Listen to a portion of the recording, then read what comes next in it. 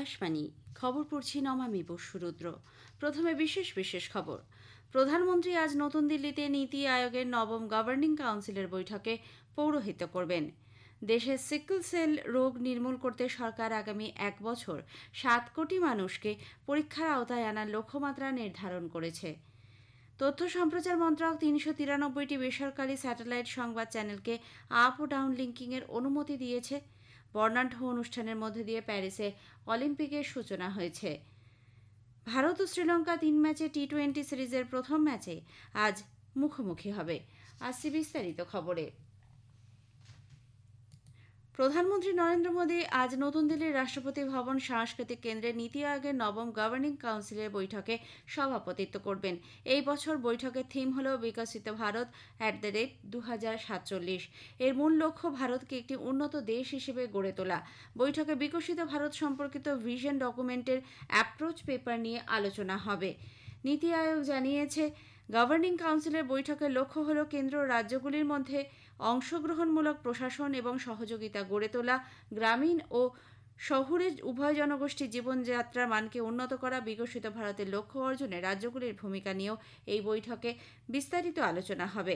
নীতি আয়োগ জানিয়েছে যে ভারত বিশ্বের তৃতীয় বৃহত্তম অর্থনীতিতে পরিণত হওয়ার পথে এগিয়ে চলেছে। মোট অভ্যন্তরীণ উৎপাদন জিডিপি 5 লক্ষ কোটি মার্কিন ডলার ছাড়িয়েছে। বৈঠকে থাকবেন বিভিন্ন রাজ্য ও কেন্দ্রশাসিত অঞ্চলের মুখ্যমন্ত্রী ও উপরাজ্যপাল, নীতি আয়োগের ভাইস চেয়ারম্যান এবং সদস্যরা। কৃষি ও কৃষক কল্যাণ মন্ত্রী শিবরাজ সিং চৌহান বলেছেন যে সরকার কৃষকদের কল্যাণে ক্রমাগত খাদ্যশস্যের ওপর ন্যূনতম সহায়ক মূল্য এমএসপি বাড়াচ্ছে। রাজ্যসভায় ন্যূনতম সহায়ক মূল্যের আইনি গ্যারান্টি প্রদান সম্পর্কিত এক অনুষ্ঠানে জবাবে শ্রী চৌহান বলেন, 2013 সালে বাজরার ন্যূনতম সহায়ক মূল্য ছিল 1250 টাকা, যা বাড়িয়ে 2625 টাকা করা হয়েছে। একইভাবে ভুট্টার ন্যূনতম সহায়ক মূল্য 1310 টাকা থেকে বাড়িয়ে 2225 টাকা করা হয়েছে। তিনি বলেন, গমের ন্যূনতম সহায়ক মূল্য 1400 টাকা থেকে বাড়িয়ে 2275 টাকা এবং অড়হর ডালের ন্যূনতম সহায়ক মূল্য 4500 টাকা থেকে বাড়িয়ে 7550 টাকা করা হয়েছে। মন্ত্রী বলেন, সরকার কৃষকদের কল্যাণে প্রতিশ্রুতিবদ্ধ। সারের ওপর 1,68,000 কোটি টাকারও বেশি ভর্তুকি দেওয়া হয়েছে। তিনি জানান, প্রধানমন্ত্রী কিষাণ সম্মান নিধি যোজনার আওতায় সরকার প্রতি বছর কৃষকদের 7,000 কোটি টাকারও বেশি অর্থ প্রদান করছে। মন্ত্রীর জবাব চলাকালীন বিরোধী দল ও ট্রেজারি বেঞ্চের সদস্যদের মধ্যে উত্তপ্ত বাদানুবাদ হয়। কংগ্রেস সাংসদরা ন্যূনতম সহায়ক মূল্যর আইনি গ্যারান্টির বিষয়টি উত্থাপনের চেষ্টা করেন। চেয়ারম্যান জগদীপ ধনখড় কংগ্রেস সাংসদ রণদীপ সুরজেওয়ালার আচরণের প্রতিবাদ করে তাঁর বিরুদ্ধে ব্যবস্থা নেওয়ার হুঁশিয়ারি দেন। হই হট্টগোলের মধ্যে কংগ্রেস, ডিএমকে, তৃণমূল কংগ্রেস, সমাজবাদী পার্টি সহ বিরোধী দলগুলি সাংসদরা সভা থেকে ওয়াকআউট করেন। দেশে সিকল সেল রোগ নির্মূল করতে সরকার আগামী 1 বছর পর্যন্ত 0 থেকে 40 বছর বয়সের 7 কোটি মানুষকে পরীক্ষার আওতায় আনার লক্ষ্যমাত্রা নির্ধারণ করেছে। স্বাস্থ্য ও পরিবার কল্যাণ মন্ত্রী প্রতাপ রাও যাদব রাজ্যসভায় এক লিখিত জবাবে একথা জানান। তিনি বলেন, আদিবাসী অধ্যুষিত 278টি জেলায় 2025-26 সাল পর্যন্ত 7 কোটি মানুষের স্ক্রিনিংয়ের লক্ষ্যমাত্রা নির্ধারণ করা হবে। কেন্দ্রীয় মন্ত্রক ও রাজ্য সরকারগুলির সহযোগিতামূলক প্রচেষ্টার মাধ্যমে কাউন্সেলিংয়ের ব্যবস্থা করা হবে। তথ্য সম্প্রচার মন্ত্রক দেশে আপলিঙ্কিং ও ডাউনলিঙ্কিংয়ের জন্য 393টি বেসরকারি স্যাটেলাইট সংবাদ চ্যানেলকে অনুমতি দিয়েছে। রাজ্যসভায় গতকাল এক প্রশ্নের জবাবে তথ্য সম্প্রচার মন্ত্রী অশ্বিনী বৈষ্ণব কথা জানান। তিনি বলেন, তথ্য প্রযুক্তি আইন 2021 অনুযায়ী 3700-র বেশি ডিজিটাল সংবাদ প্রকাশক সংস্থা তাদের তথ্য জানিয়েছে। প্রধানমন্ত্রী নরেন্দ্র মোদী পাকিস্তানকে সতর্ক করে দিয়ে বলেছেন, ভারতের বিরুদ্ধে তাদের ঘৃণ্য চক্রান্ত কখনোই কার্যকর হবে না। দেশের সেনাবাহিনী পূর্ণ শক্তি নিয়ে সন্ত্রাসবাদের বিরোধিতা করবে এবং শত্রুদের যথাযোগ্য প্রত্যুত্তর দেবে। দ্রাসে গতকাল কার্গিল বিজয় দিবস উপলক্ষে আয়োজিত অনুষ্ঠানে যোগ দিয়ে প্রধানমন্ত্রী বলেন, এই দিনটি দেশের প্রতি সেনাবাহিনীর আত্মত্যাগকে স্মরণ করার দিন। পাকিস্তান তাদের ইতিহাস থেকে কিছুই শিক্ষা নেয়নি বলে জানিয়ে শ্রী মোদী বলেন, সন্ত্রাসবাদের সাহায্যে তারা ভারতের বিরুদ্ধে চক্রান্ত চালিয়েই যাচ্ছে। দেশের প্রতিরক্ষা ক্ষেত্রে যে ব্যাপক সংস্কার হয়েছে তার প্রশংসা করে প্রধানমন্ত্রী জানান, ভারতের প্রতিরক্ষা উৎপাদনের পরিমাণ 1.5 লক্ষ কোটি টাকা ছাড়িয়েছে। অস্ত্র আমদানির বদলে এখন রপ্তানি করা হচ্ছে। অগ্নিপথ প্রকল্পের বিষয়ে প্রধানমন্ত্রী বলেন, এই প্রকল্প দেশের অন্যতম গুরুত্বপূর্ণ সংস্কারমূলক কর্মসূচি এবং এর মাধ্যমে দেশের ভবিষ্যৎ আরও উজ্জ্বল হবে। উত্তরপ্রদেশ, মধ্যপ্রদেশ এবং ওড়িশা সরকার অগ্নিবীরদের জন্য পুলিশ এবং রাজ্য সশস্ত্র বাহিনীতে নিয়োগের বিশেষ সুযোগ দেবে। উত্তরপ্রদেশের মুখ্যমন্ত্রী যোগী আদিত্যনাথ বলেছেন, সামরিক প্রশিক্ষণপ্রাপ্ত অগ্নিবীরদের মাধ্যমে দেশ উপকৃত হবে। গত 10 বছরে প্রতিরক্ষা ক্ষেত্রে দেশ আত্মনির্ভর হয়েছে বলে তিনি জানান। মধ্যপ্রদেশ সরকার অগ্নিবীরদের জন্য রাজ্য পুলিশ দপ্তরের সংরক্ষণের সংস্থানের কথা বলেছেন। কার্গিল বিজয় দিবস উপলক্ষে অনুষ্ঠানে মুখ্যমন্ত্রী মোহন যাদব এক ভিডিও বার্তায় একথা ঘোষণা করেন। অপরদিকে ওড়িশা সরকারও পুলিশে নিয়োগের ক্ষেত্রে অগ্নিবীরদের জন্য 10% সংরক্ষণের সিদ্ধান্ত নিয়েছে।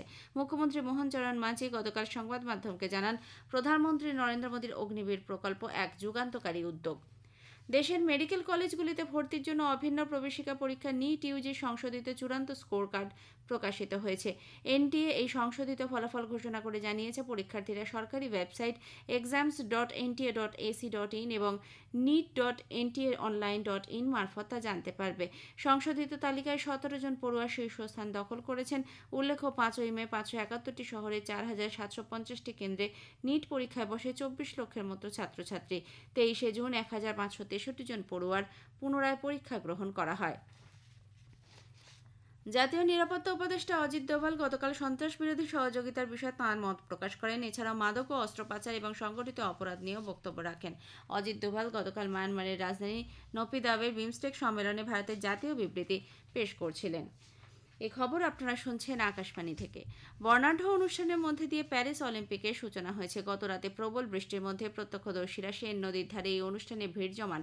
ফরাসি রাষ্ট্রপতি ইম্যানুয়েল ম্যাক্রো অলিম্পিক গেমসের সূচনা করেন। প্রায় 7000 ক্রীড়াবিদ সেন নদীতে 100টির মতো নৌকায় প্যারেডে সামিল হন। অলিম্পিকের মশাল প্রজ্বলন করেন 3বারের জুডো চ্যাম্পিয়ন টেডি রাইনার। কুচকাওয়াজে ভারতের জাতীয় পতাকা বহন করেন আচান্ত শরৎ কমল ও পিভি সিন্ধু। ভারতের অ্যাথলিটরা পরম্পরাগত পোশাকে প্যারেডে অংশগ্রহণ করেন। 4 ঘণ্টার বর্ণাঢ্য অনুষ্ঠানে বিশ্ববাসী প্যারিসের ইতিহাস ও স্থাপত্য শৈলীর মধ্যে দিয়ে এক অনন্য অভিজ্ঞতার সাক্ষী হন। মুলা রুজের 80 জন শিল্পী গোলাপি পোশাকে ঐতিহ্যবাহী নৃত্য পরিবেশন করেন। 500-র বেশি নৃত্যশিল্পী নতর দাম ও সিটি হলে অনুষ্ঠানে অংশ নেন। ফ্রান্সের অন্যতম পপ তারকা আয়ান নাকামুরা এবং রিপাবলিকান গার্ড অর্কেস্ট্রার পদে আর এই সঙ্গীতে পরিবেশন করেন। উদ্বোধনী অনুষ্ঠানে এক অন্য মাত্রা এনে দেন তারা। সেই সঙ্গে মার্কিন গায়িকা লেডি গাগার উজ্জ্বল উপস্থিতি ও সঙ্গীত পরিবেশন অনুষ্ঠানের আকর্ষণ বাড়িয়ে তোলেন। অলিম্পিকের ইতিহাসে এই প্রথম খোলা আকাশের নিচে উদ্বোধনী অনুষ্ঠান হয়। অস্ট্রেলিয়াস ব্রিজ থেকে প্যারেড শুরু হয়ে আইফেল টাওয়ারের কাছে ত্রোকোদোরায় তা শেষ হয়। 2032-এর ব্রিসবেন অলিম্পিকের আয়োজক অস্ট্রেলিয়া এবং 2028-এর লস অ্যাঞ্জেলেসের গ্রীষ্মকালীন অলিম্পিকের আয়োজক মার্কিন যুক্তরাষ্ট্রের অ্যাথলিটরা ছিলেন কুচকাওয়াজের শেষ ভাগে। উল্লেখ্য, এবারে প্যারিস অলিম্পিক্সে ঐতিহ্যবাহী ক্রীড়া প্রতিযোগিতার ইতিহাসে লিঙ্গ ভারসাম্যযুক্ত। আগামী 2 সপ্তাহ সমসংখ্যক পুরুষ ও মহিলা ক্রীড়াবিদ এই অলিম্পিকে অংশগ্রহণ করবেন। সফল প্রতিযোগীদের যে মেডেল দেওয়া হবে তার প্রত্যেকটিতেই খোদাই থাকবে আইফেল টাওয়ারের লৌহকণিকা।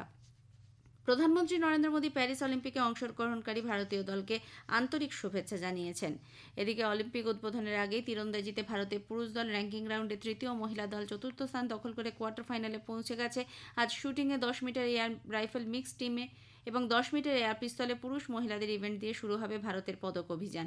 ভারতীয় সময় বেলা 12:30টায় এয়ার রাইফেলে মিশ্র দলগত বিভাগে এলাভেনিন ভালারিভান, সন্দীপ সিং, রমিতা জিন্দাল, অর্জুন বাবুতা ভারতের হয়ে খেলতে নামবেন। এরপর বেলা 2টায় পুরুষদের 10 মিটার এয়ার পিস্তলে অর্জুন সিং চিমা ও সরবজিৎ সিং অংশগ্রহণ করবেন। বিকেল 4টায় মহিলাদের 10 মিটার এয়ার পিস্তলে অংশ নেবেন মনু ভাকরে ও রিদিম সাংওয়ান। ভারতীয় সময় বেলা 12:30টায় রোয়িংয়ে বলরাজ পানওয়ার পুরুষদের সিঙ্গলস কালসে প্রতিদ্বন্দ্বিতা করবেন। টেনিসে বিকেল 3:30টায় পুরুষদের ডাবলসের ম্যাচে রোহন বোপান্না ও শ্রীরাম বালাজি ফরাসি জুটি ফ্যাবিয়া রিবোল ও এডওয়ার্ডস রজার ভ্যাসলিনের বিরুদ্ধে খেলবেন। ব্যাডমিন্টনে পুরুষদের সিঙ্গলসে লক্ষ্য সেন গুয়েতেমালার কেভিন কর্ডনের মুখোমুখি হবেন ভারতীয় সময় সন্ধে 7:10-এ। অলিম্পিকে উদ্বোধনী অনুষ্ঠান শুরুর কয়েক ঘণ্টা আগে প্যারিসের দুষ্কৃতীদের একাধিক হিংসাত্মক হামলায় ব্যাহত হয় ফ্রান্সের উচ্চগতিসম্পন্ন রেল পরিষেবা। ফরাসি রেলওয়ে কোম্পানি এসএনএফসি জানিয়েছে, হামলাকারীদের জন্য প্যারিসে আসা গোটা ইউরোপের প্রায় 8 লক্ষ মানুষ হয়রানির শিকার হন। ভারত ও শ্রীলঙ্কা 3 ম্যাচে টি-20 ক্রিকেট সিরিজের প্রথম ম্যাচে আজ পরস্পরের মুখোমুখি হবে। পাল্লেকেলি আন্তর্জাতিক ক্রিকেট স্টেডিয়ামে খেলা শুরু হবে ভারতীয় সময় সন্ধে 7টায়। ভারতের নবনিযুক্ত কোচ গৌতম গম্ভীরের এটিই প্রথম ম্যাচ। সূর্যকুমার যাদব দলের নেতৃত্ব দেবেন।